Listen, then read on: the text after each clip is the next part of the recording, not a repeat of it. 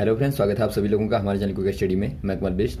इस वीडियो के माध्यम से दोस्तों आप यहाँ पर कराऊंगा जनरल साइंस का दोस्तों पार्ट नंबर 12। यानी दोस्तों यहाँ पर आपको मिलेगा आर्मी के लिए सामान्य विज्ञान का भाग नंबर 12। इससे पहले दोस्तों आपको 11 भाग कराए जा चुके हैं, जहाँ पर हमने बहुत ही महत्वपूर्ण क्वेश्चनों को देखा। दोस्तों यदि आपने पिछले वाले भागों को ना देखा तो आप जरूर देख लें, ताकि यहाँ तक के क्वेश्चन आपके तैयार हो जाए। तो आज हम बात करेंगे दोस्तों पार्ट नंबर 12 में कुछ महत्वपूर्ण क्वेश्चनों की। तो आराम से आप कॉपी और पेन निकाल लेंगे, ताकि आप सारे क्वेश्चनों को आराम से नोट कर पाएं।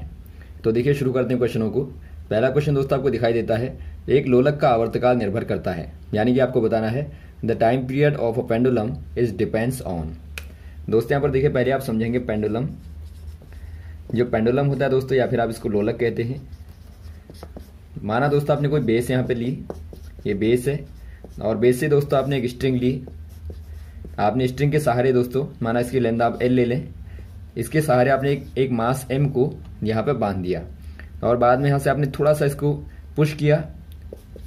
तो दोस्तों ये हल्का क्या करता है, मूवमेंट करता है, और लगातार आप देखते हैं इस प्रकार का मूवमेंट यहाँ पे होता रहता है। इसको दोस्तों आप क्या बोलते हैं, ऑसिलेशन बोलते हैं, यानी कि आप इसको बोलते हैं दोलन। तो यहाँ पर देखिए दोस्तों, तो यहाँ पर आपने क्या देखा दोस्तों, यहाँ से लेके यहाँ तक की लेंथ एल है और मास एम है, और ये लगातार आपके ऑसिलेशन कर रहे हैं, यानी कि आवर्त गति करते हैं। अब यहाँ पर देखिए, यहाँ से लेके यहाँ तक, यहाँ से लेके यहाँ तक जाने में और यहाँ से लेके यहाँ तक आने में जो टाइम लगता है, इसको आप बोलते हैं टाइम पीरियड। टाइम पीरियड या फिर आप दोस्तों आवर्तकाल कहते हैं। आवर्तकाल यानी दोस्तों यहाँ से लेके यहाँ तक जो आपकी जाने में जो लंबाई होती है, इसको आप वेवलेंथ कहते हैं, और एक वेवलेंथ को पूरा करने में जो टाइम लगता है, उसे आप टाइम पीरियड कहते हैं, यानी आवर्तकाल कहते हैं। और आवर्तकाल टी बराबर होता है दोस्तों पेंडुलम के लिए 2π√L/g। आप इसको नोट करेंगे, बार बार इसके आधार पर क्वेश्चन आते हैं, जहां पर 2π तो कांस्टेंट है, L दोस्तों क्या है, लंबाई है, लेंथ है, और G क्या है, यहाँ पे ग्रेविटी है, यानी कि त्वरण है। और आप देखते हैं दोस्तों, G तो चूंकि कांस्टेंट यहाँ पे होगा, लेकिन जो L का मान होगा, मेनली दोस्तों जो टाइम पीरियड होगा, L के मान पर ही डिपेंड करेगा। यानी आप कह सकते हैं दोस्तों, T जो है डायरेक्टली होता है √L के, यानी लंबाई बढ़ाएंगे तो टाइम पीरियड भी खुद ब खुद बढ़ता जाएगा। तो यहाँ पर क्या कह देंगे दोस्तों, जो टाइम पीरियड होता है केवल और केवल लेंथ पर डिपेंड करता है, ना कि मास पे। यानी यहाँ पर आप मास को बढ़ा दें तो भी दोस्तों टाइम पीरियड पर कोई भी अंतर नहीं आएगा। तो ऑप्शन नंबर कौन सा हो जाएगा, बी वाला हो जाएगा, लंबाई पर यानी कि लेंथ पर। अगला क्वेश्चन दिखता है दोस्तों आपको, जेट इंजन किसके संरक्षण सिद्धांत पर कार्य करता है। यानी आपको बताना है a jet engine work on the principle of conservation of. दोस्तों यहाँ पर देखिए, जो जेट इंजन होता है, जेट इंजन जो होता है दोस्तों, ये वर्क करता है। आपने देखा होगा रॉकेट के बारे में आपको बताया था, जो रॉकेट वर्क करती है दोस्तों जिस प्रिंसिपल पे, उसी प्रिंसिपल पे जेट भी वर्क करता है।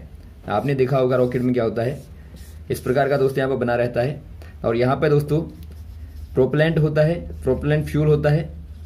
और ये फ्यूल क्या करता है दोस्तों, जब ये फ्यूल कंबस्ट होता है, यानी कि जब इसका दोस्तों दहन होता है, दहन होने के बाद में, चूंकि पहले तो स्टेशनरी होता है, लेकिन जब दहन होगा तो क्या होगा दोस्तों, अंदर क्या होता है, अचानक से अंदर की जो एयर होती है दोस्तों, उसमें मोमेंटम आता है, यानी उसमें अचानक से मोमेंटम पैदा होगा, और ये दोस्तों आउटवर्ड की डायरेक्शन में, आउटवर्ड डायरेक्शन में दोस्तों क्या करता है, मूवमेंट करता है। और चूंकि आप जानते हैं कि कंजर्वेशन ऑफ मोमेंटम यहाँ पर लागू होता है, यानी कि कंजर्वेशन ऑफ मोमेंटम, यानी दोस्तों आपका जो संवेग होता है वो संरक्षित रहता है। तो इसके लिए क्या होगा दोस्तों, यदि अंदर वाले मॉलिक्यूल, एयर के मॉलिक्यूल गति करते हैं बाहर की ओर, तो बाहर वाले क्या करेंगे दोस्तों, ऊपर की ओर गति करेंगे। यानी कि जो बाहर वाली एयर है वो आपकी अपवर्ड में, अपवर्ड डायरेक्शन में क्या लगाएगी दोस्तों, सेम मोमेंटम लगाएगी, जिससे क्या होगा, रॉकेट ऊपर की ओर उड़ने लगेगा। या फिर आप कहें दोस्तों, जो जेट इंजन होता है वो भी इसी प्रिंसिपल पे वर्क करता है। यानी आप कह देंगे जो कंजर्वेशन ऑफ मोमेंटम होता है, या फिर दोस्तों आप यहाँ पर कह सकते हैं न्यूटन का जो थर्ड लॉ होता है वो यहाँ पर अप्लाई होता है। तो यहाँ पर आपको दोनों में से जो भी दिया होगा, या आपको न्यूटन थर्ड लॉ दिया होगा, या दोस्तों आपको दिया होगा लीनियर मोमेंटम का कंजर्वेशन। तो यहाँ पर आपको दिया दोस्तों कंजर्वेशन ऑफ लीनियर मोमेंटम, तो ऑप्शन नंबर ए वाला हो जाएगा। तो इसी पे दोस्तों आपका रॉकेट कार्य करता है, इसी पे जेट कार्य करता है, और इसी पे दोस्तों जो गोली होती है, यानी कि बुलेट होती है जो बंदूक की, वो भी दोस्तों कार्य करती है इसी पे। तो आप ध्यान देंगे। अगला क्वेश्चन देखिए दोस्तों, कोई अपने भार को अधिक महसूस करता है जब लिफ्ट, यानी आपको बताना है one feel heavier in the lift when the lift. दोस्तों यहाँ पर देखिए, माना कोई व्यक्ति यहाँ पे लिफ्ट में बैठा है, और अचानक क्या होता है दोस्तों, लिफ्ट ऊपर की ओर जाती है, तो यहाँ पर आपको देखिए क्या दिया है, कंडीशन क्या दिया दोस्तों, feel heavier in the lift, feel heavier in the lift. यानी दोस्तों क्या होता है, भारीपन महसूस होता है व्यक्ति को अंदर बैठने में। ये दोस्तों कंडीशन कब होती है, यहाँ पर देखिए माना पहले आप पोजीशन ले लेंगे दोस्तों स्टेशनरी पोजीशन, यानी कि स्टेशनरी कहने का मतलब है दोस्तों स्थिर अवस्था ले लें आप। स्थिर अवस्था पे दोस्तों यहाँ पे व्यक्ति है और व्यक्ति का मास आप मान लीजिए m है, यानी कि द्रव्यमान जो है वो दोस्तों आपने m मान लिया। तो यहाँ पर वेट क्या होगा दोस्तों व्यक्ति का ऐसी कंडीशन में, तो व्यक्ति का वेट जो होगा, वेट यानी कि भार दोस्तों क्या होगा, बराबर mg होगा। mg दोस्तों नीचे की ओर होगा। और जब बाद में दोस्तों माना अचानक से लिफ्ट ऊपर की ओर चलना शुरू करती है, या फिर आप कहें दोस्तों just begins to go up, यानी ऊपर की ओर दोस्तों अचानक से जाती है, ऊपर की ओर जाती है, तो वहां पे क्या होगा दोस्तों, यहाँ पे जो आपका वेट होगा, वेट क्या हो जाएगा, जीरो हो जाएगा। यानी आपका जो नीचे की ओर डायरेक्शन में लगने वाला वेट था दोस्तों, वो सडनली क्या हो जाएगा, इन दिस केस ऊपर को जाने में यहाँ पे दोस्तों वेट इक्वल टू जीरो हो जाएगा। और चूंकि वेट तो जीरो हो गया, लेकिन मास दोस्तों क्या होता है, मास ऑलवेज दोस्तों क्या रहता है, कंजर्व रहता है, यानी कि मास आपका जीरो नहीं होता है। तो मास कौन सी वाली डायरेक्शन में होगा दोस्तों, मास ऊपर वाली डायरेक्शन को यहाँ पर कन्वर्ट हो जाएगा, यानी आप कहेंगे दोस्तों ऊपर की ओर इसकी दिशा हो जाएगी। तो ऐसे केस में क्या होता है दोस्तों, जो ये मास होता है m होता है, यही व्यक्ति को फील होता है, यानी कि व्यक्ति को दोस्तों अपोजिट डायरेक्शन का मास अपने ऊपर फील होता है। तो यहाँ पर आप कह देंगे ऑप्शन नंबर बी वाला, तुरंत ऊपर की ओर जाते समय, यानी कि just begin to go up. और यहीं पर दोस्तों माना लिफ्ट फ्रीली फॉल होती है, यानी मुक्त रूप से गिरती है दोस्तों, वहां पर आपको वेटलेस की स्थिति आती है, यानी कि वहां पर आपको भारीहीनता की स्थिति दोस्तों लगती है। अगला क्वेश्चन देखिए दोस्तों, मैच द फॉलोइंग, यानी कि आपको नीचे वालों को मैच करना है, मिलाना है। पहला दिया है दोस्तों आपको वेवलेंथ, वेवलेंथ मतलब होता है दोस्तों तरंग दैर्ध्य। तरंग दैर्ध्य का संबंध किससे है दोस्तों, आप जानते हैं तरंग दैर्ध्य का मात्रक जो होता है वो दोस्तों आपका एंगस्ट्रॉम में मापा जाता है, तो आप कर देंगे एंगस्ट्रॉम। अगला देखता है दोस्तों आपको एनर्जी, एनर्जी यानी कि ऊर्जा का मात्रक आप जानते हैं क्या होता है, जूल, आप जूल में टिक कर देंगे थर्ड वाले में। और वैसे आप जानते हैं जो साउंड इंटेंसिटी होती है, साउंड इंटेंसिटी यानी कि जो ध्वनि की तीव्रता होती है दोस्तों, तीव्रता को आप मापते हैं डेसिबल में, डेसिबल आप टिक कर देंगे चार वाले में। और वैसे आप नेक्स्ट वाला देखते हैं फ्रीक्वेंसी, फ्रीक्वेंसी यानी कि दोस्तों आवृत्ति जो होती है, आवृत्ति को आप मापते हैं हर्ज में। तो यहाँ पर आप देखते हैं पहला वाला है, तो यहाँ पर दोस्तों आप मिलान कर देंगे वेवलेंथ का यहाँ पे एंगस्ट्रॉम में, और एनर्जी का जूल में, और ध्वनि तीव्रता का डेसिबल में, और फ्रीक्वेंसी का हर्ज में। अगला क्वेश्चन देखिए दोस्तों, अवस्था यानी कि स्थिति समय ग्राफ निम्न में से क्या दिखाता है, यानी आपको बताना है द पोजीशन टाइम यानी x t graph depicted among the following, यानी दोस्तों क्या रिप्रेजेंट करता है आपको बताना है। आपको एक ग्राफ दिया है दोस्तों इस प्रकार से, और यहाँ पर आपको एक्स दिया है और यहाँ पे टी, यानी एक्स जो है दोस्तों पार्टिकल की क्या है, पोजीशन है, पोजीशन यानी कि दोस्तों स्थिति है, कहाँ पर है पार्टिकल, और टी यहाँ पे दिया आपको समय यानी कि टाइम यानी कि समय, यानी दोस्तों आपको यहाँ पे स्थिति और समय का ग्राफ दिया है। और यहाँ पे जो आपका दिखाता है, शो करता है, क्या शो करता है आपको बताना है। यहाँ पर आप देखते हैं दोस्तों आपको एक स्ट्रेट लाइन मिलती है, यानी कि आपको सीधी रेखा मिलती है। तो सीधी रेखा का मतलब क्या होता है दोस्तों, यूनिफॉर्म, यूनिफॉर्मनेस होती है, यूनिफॉर्मनेस, या फिर आप कहें दोस्तों कांस्टेंट होता है, यानी नियत होता है। यहाँ पर नियत क्या होगा दोस्तों, जो आपका स्थिति और समय का ग्राफ होता है हमेशा ही दोस्तों वेलोसिटी, वेलोसिटी या फिर आप कहें दोस्तों स्पीड को शो करता है, यानी कोई पार्टिकल होगा, ये पार्टिकल की दोस्तों स्पीड या वेलोसिटी को शो करता है। तो यहाँ पर आप देखते हैं एक प्रकार से क्या है दोस्तों, ये आपकी कांस्टेंट वेलोसिटी है। यहाँ पर आप देखते हैं ये क्या है दोस्तों, कांस्टेंट वेलोसिटी है, या फिर आप कहें दोस्तों नियत वेग है। तो यहाँ पर नियत वेग के केस में इनमें से कौन सी कंडीशन होगी दोस्तों, पॉजिटिव एक्सीलरेशन या नेगेटिव या जीरो या नन ऑफ दीज। यहाँ पे देखिए दोस्तों, यदि आप एक्सीलरेशन को निकालें, यानी यदि आप त्वरण को निकालें, तो आप जानते हैं त्वरण बराबर क्या होता है दोस्तों, त्वरण यानी कि एक्सीलरेशन बराबर होता है दोस्तों dv/dt, यानी कि change in velocity with the time, यानी जो वेग में परिवर्तन होता है दोस्तों, वेग परिवर्तन, या फिर आप कहें change in velocity is called acceleration. तो यहाँ पे यदि आप चेंज निकालें दोस्तों, चूंकि वेलोसिटी तो कांस्टेंट है, चेंज होते यहाँ पर कुछ हो नहीं रहा है, तो यहाँ पर यदि आप ए बराबर करेंगे, एक्सेलरेशन ए बराबर ये हो जाएगा दोस्तों आपका dv/dt बराबर 0। क्योंकि आप देखते हैं v आपका कांस्टेंट है, तो यहाँ पर आपको 0 मिलेगा, यानी दोस्तों आपको मिलता है यहाँ पे 0 एक्सेलरेशन, यानी आपका शून्य यहाँ पर त्वरण मिलता है। तो ऑप्शन नंबर आप सी वाले में टिक कर देंगे दोस्तों, ये शून्य त्वरण को दिखाता है।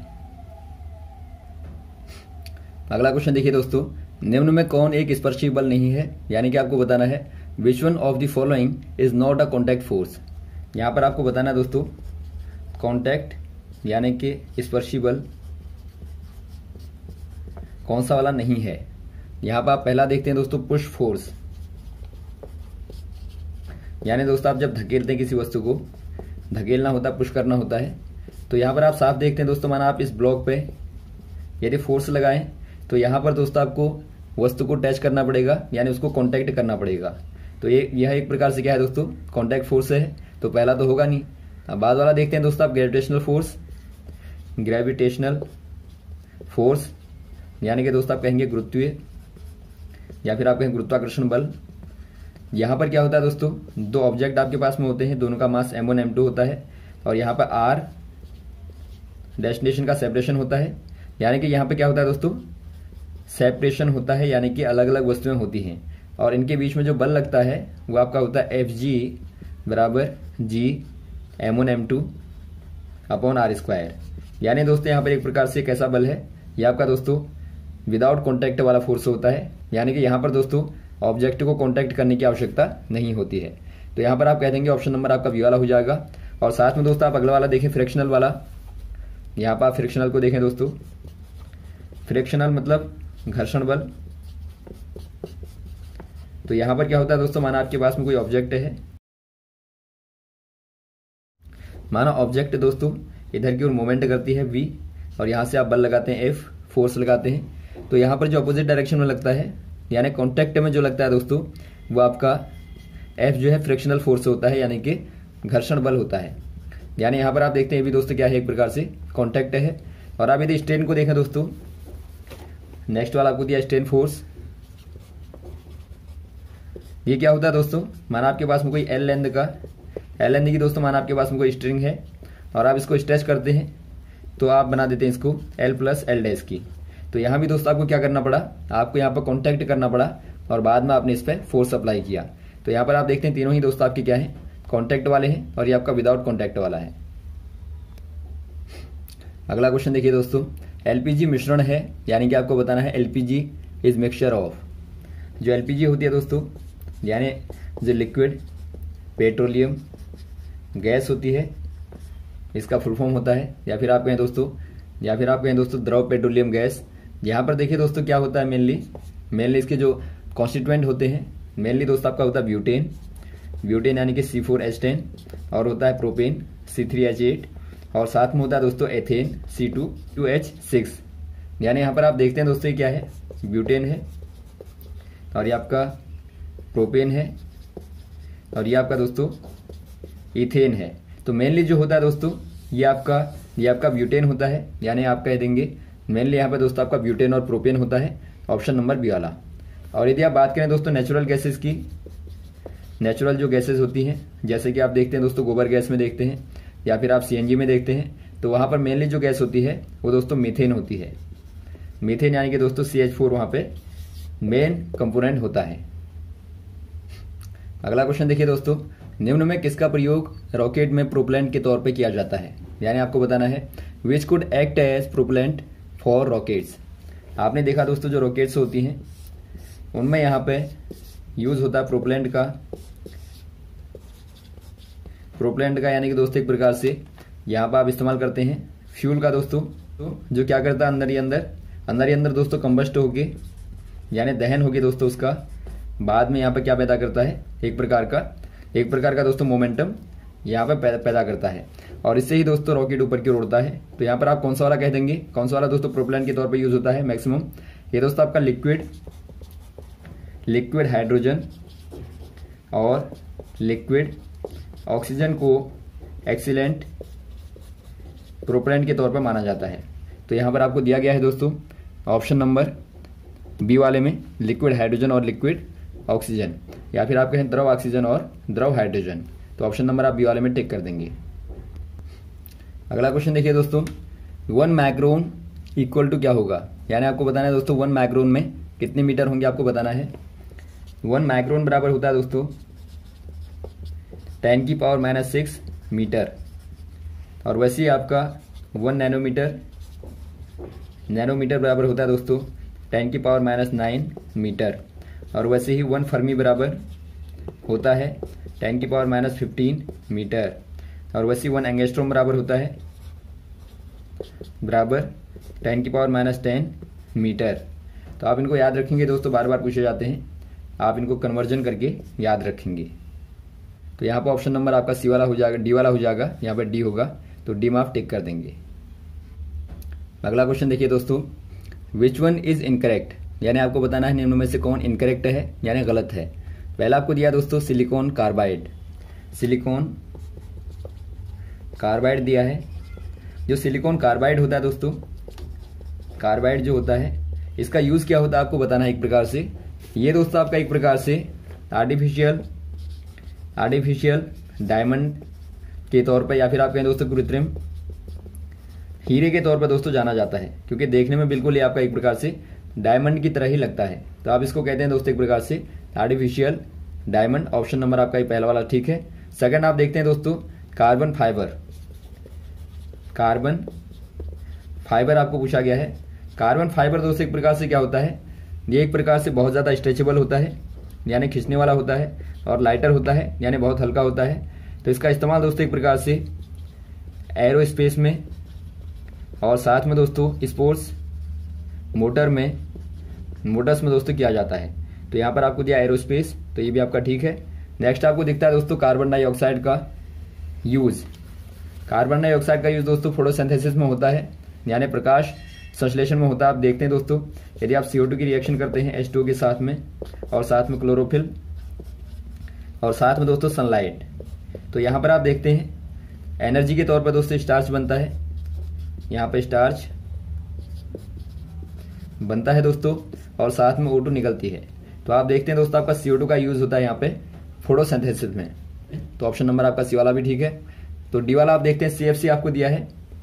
यहाँ पे देखिए CFC का मतलब क्या होता है दोस्तों, CFC का मतलब होता है क्लोरोफ्लोरोकार्बन, या फिर आप कहें दोस्तों डाइफ्लोरो मेथेन, और इसका आपका नाम शॉर्ट में होता है फ्रेओन 12, या फिर आप कहें दोस्तों R12। दुकान में दोस्तों मार्केट में फ्रेओन 12 के नाम से बिकता है, वैसे इसका नाम होता है दोस्तों R12। तो यहाँ पर आप देखते हैं जो आपका CFC होता है दोस्तों एक प्रकार से, यानी कार्बन क्लोरोफ्लोरोकार्बन गैसेस होती हैं, ये दोस्तों ओजोन को डैमेज करती हैं, यानी जो ओजोन परत होती है हमारी O3, उसको दोस्तों क्या करते हैं, डैमेज करते हैं, और ये निकलते हैं रेफ्रिजरेटरों से, और साथ में दोस्तों जो एसीज होती हैं, यानी कि जो एयर कंडीशनर होते हैं, वहां से दोस्तों खास तौर पर निकलती हैं। तो यहाँ पर आपको LPG में दिया है CFC, जो कि गलत है। आपने देख लिया LPG में क्या होती है दोस्तों, ब्यूटेन प्रोपेन एथेन होती है, ना कि CFC। तो यहाँ पर आप टिक कर देंगे डी वाला दोस्तों आपका गलत मिलान है, तो ऑप्शन नंबर आपका डी वाला हो जाएगा। अगला क्वेश्चन देखिए दोस्तों, निम्न में कौन एक मिश्रण नहीं है, यानी आपको बताना है which one is not a mixture. पहला आपको दिया ग्रेफाइट, सेकंड आपको दिया ग्लास यानी कांच, थर्ड आपको दिया ब्रास यानी पीतल, और चौथा आपको दिया दोस्तों स्टील यानी आप कहेंगे इस्पात। तो यहाँ पर आप देखते हैं दोस्तों आपका जो इस्पात होता है यहाँ मेनली होता है आयरन, और होता है कार्बन, और साथ में मैग्नीज, और दोस्तों कुछ अन्य यहाँ पे सबस्टेंसेस होते हैं, यानी कि आपके अन्य पदार्थ होते हैं। तो मेनली दोस्तों यहाँ पर आयरन और कार्बन होता है। तो आप देखते हैं दोस्तों यह एक प्रकार से क्या है, मिक्सचर है, यानी मिश्रण होता है। यदि आप ब्रास को देखें, यानी दोस्तों आप पीतल को देखें, तो पीतल में आप जानते हैं जिंक और कॉपर मिला रहता है, यानी जिंक और कॉपर का दोस्तों मिक्सचर क्या होता है, एक प्रकार से ब्रास होता है। वैसे आप ग्लास को देखें दोस्तों, तो ग्लास में सिलिका होता है मेनली SiO2, और साथ में अन्य सबस्टेंसेस होते हैं, इनका दोस्तों मिश्रण क्या होता है, यानी मिक्सचर होता है दोस्तों ग्लास, यानी कि कांच होता है। और पहला वाला आपको दिया ग्रेफाइट होता है दोस्तों कार्बन का एलोट्रोप, या फिर आप कहें दोस्तों कार्बन का अपर रूप होता है। तो यहाँ पे देखिए दोस्तों, ग्रेफाइट क्या है? एक प्रकार से कार्बन का अपूर्ण रूप, यानी आप कह देंगे दोस्तों एक प्रकार से ग्रेफाइट एलिमेंट है, यानी एक प्रकार से तत्व है। तो यहाँ पर आप देखते हैं दोस्तों, पहला वाला आपका कह देंगे ग्रेफाइट एक प्रकार से मिक्सचर नहीं होता, ऑप्शन नंबर ए वाला। तो यहाँ तक दोस्तों आप क्वेश्चन को तैयार करेंगे और बाद में आपको लगातार क्वेश्चनों को बताते रहेंगे। यदि दोस्तों आपको कोई कंफ्यूजन रहा हो तो आप कमेंट बॉक्स में कमेंट करें, और यदि वीडियो अच्छा लगा तो आप जरूर लाइक करें, शेयर करें, ताकि अधिक से अधिक लोगों तक पहुंचे। Okay, thanks. जय हिंद, जय भारत।